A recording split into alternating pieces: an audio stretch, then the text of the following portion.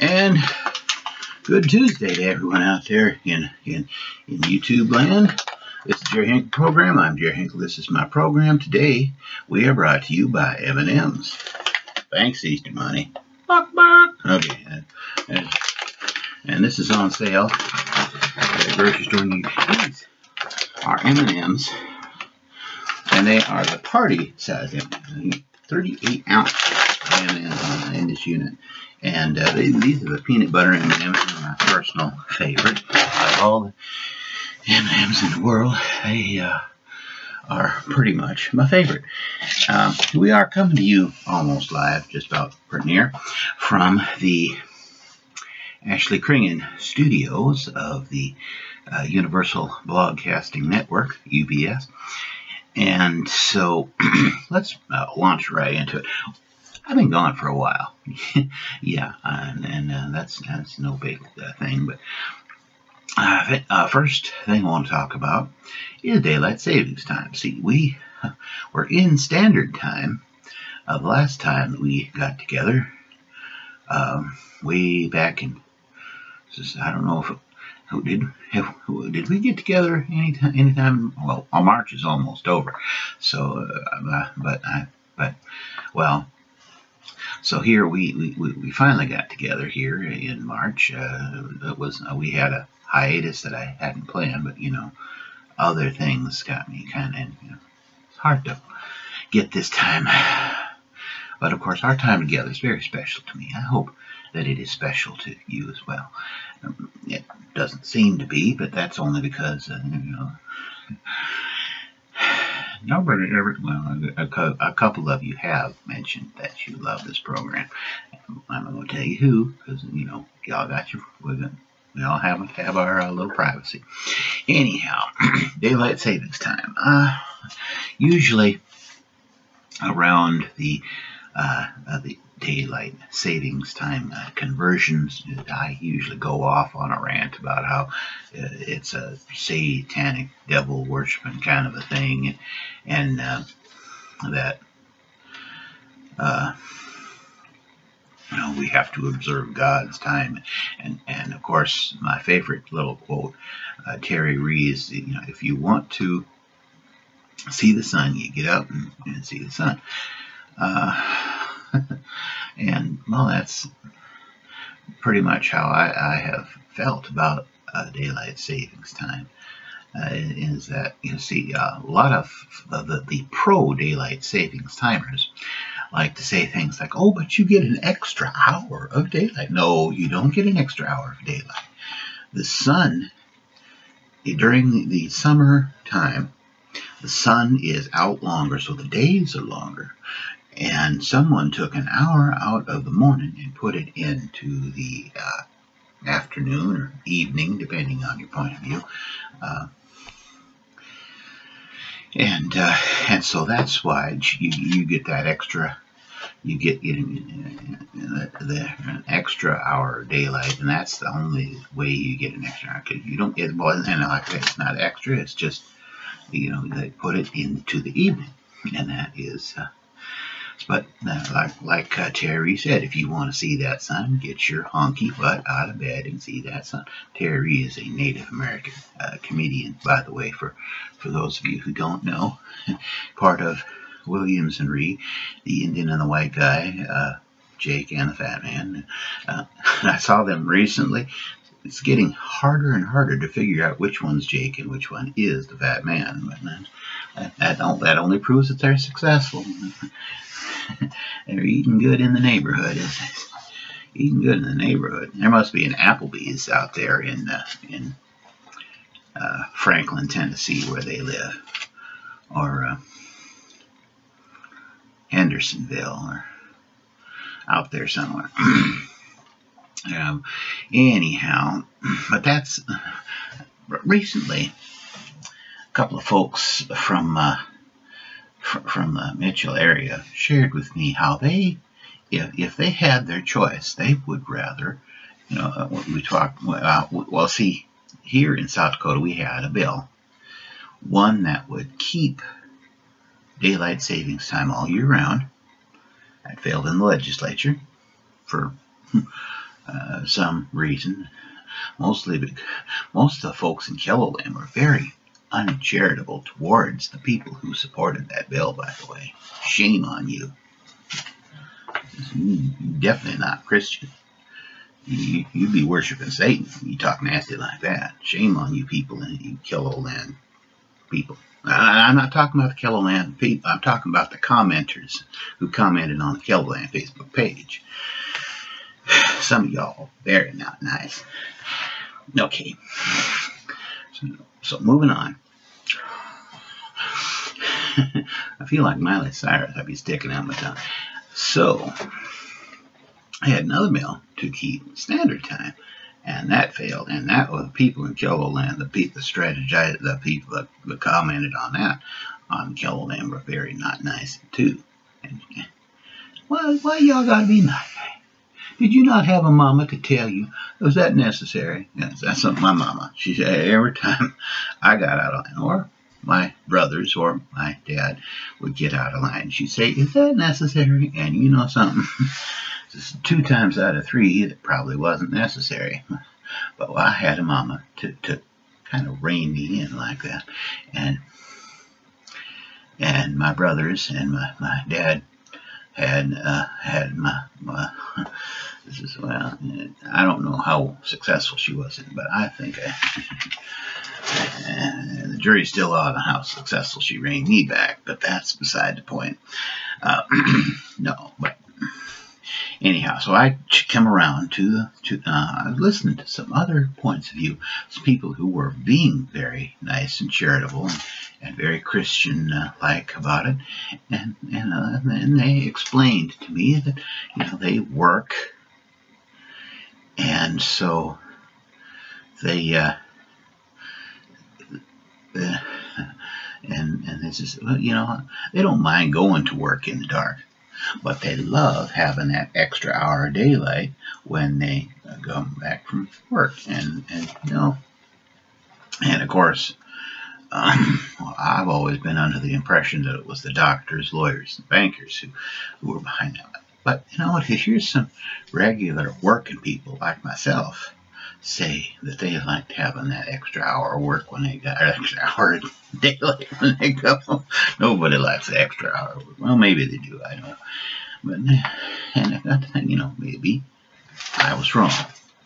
And so I'm just gonna live and let live where daylight savings time is concerned for the time being. Who knows, maybe something happened and I'll get right back on the rail and preach about that.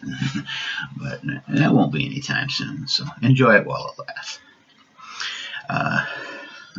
And so the second issue that I want to talk about is I want another one of our sponsors, other than M&M's, the peanut butter M&M's.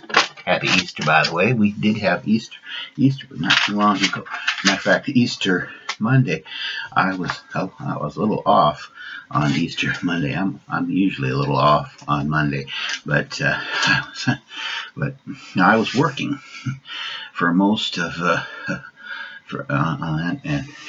at a retail establishment, which I'll remain nameless, nationwide, and so I did not have time to do the show on Monday. I usually do the show on Monday. We're doing it on Tuesday, and we won't get it done on Tuesday if I don't get a move on.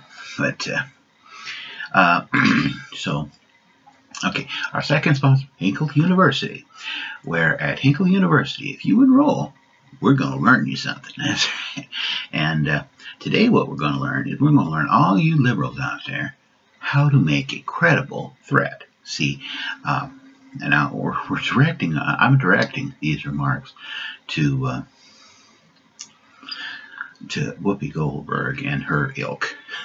It seems that earlier this month, it was last week sometime, she supposedly threatened to leave the country if Trump was elected. Needless to say, people started cheering and doing the boogie down and celebrating a little prematurely. Well, just when she saw that, she kind of backpedaled and she said, "Oh, no, you don't. I'm going to stay right here, and I'm going to. Yeah, so here's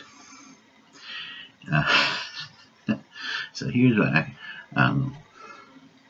this is very tightly scripted I got here, but it's not very.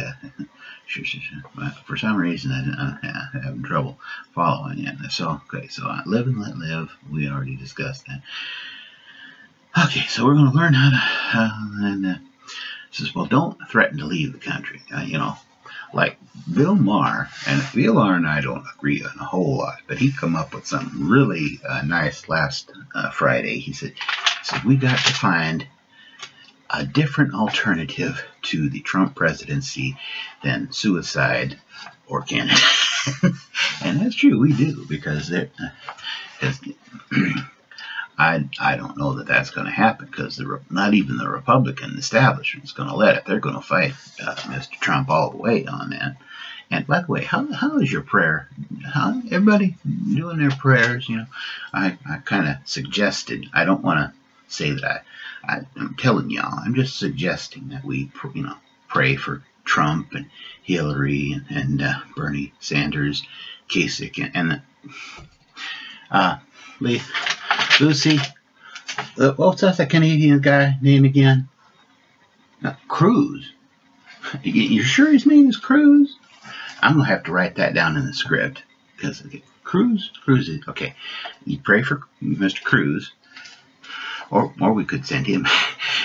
Another thing he said about, the differences between, Bill Maher said the differences between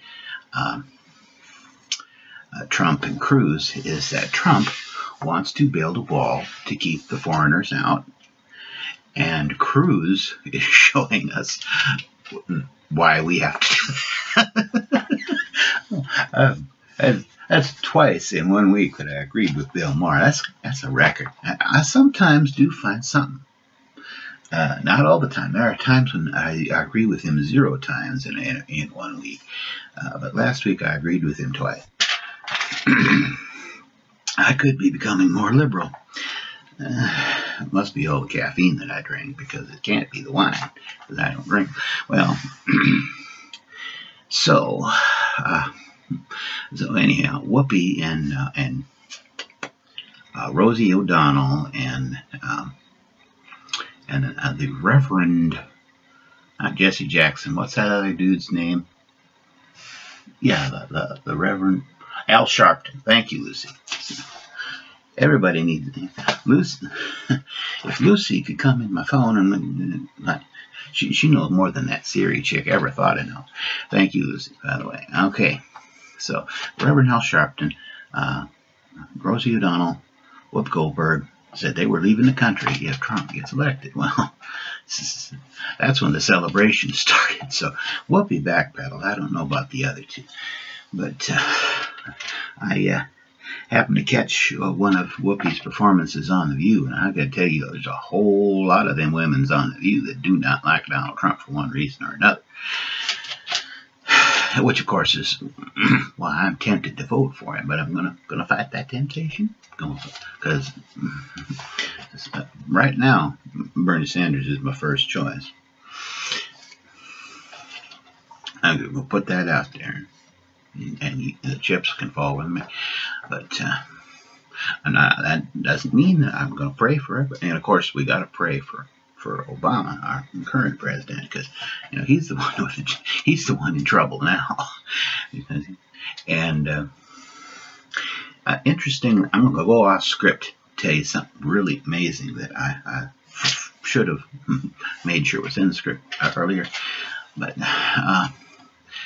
Obama was the first president to visit Cuba since Calvin Coolidge visited in 1928, I believe it was. Yeah, 1928. It was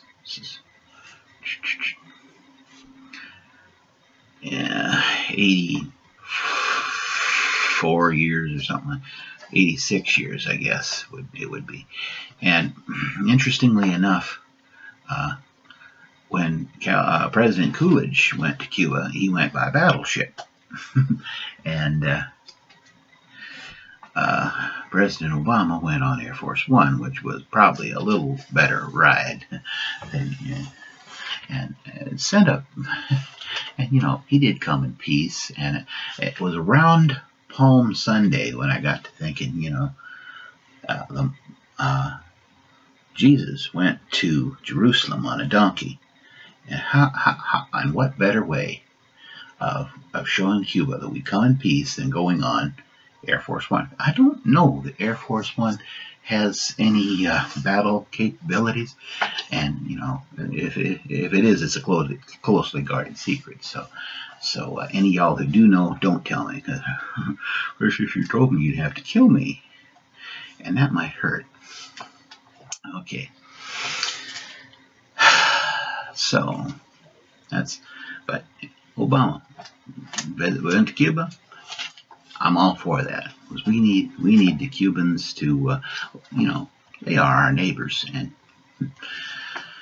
we got to be good to our neighbors.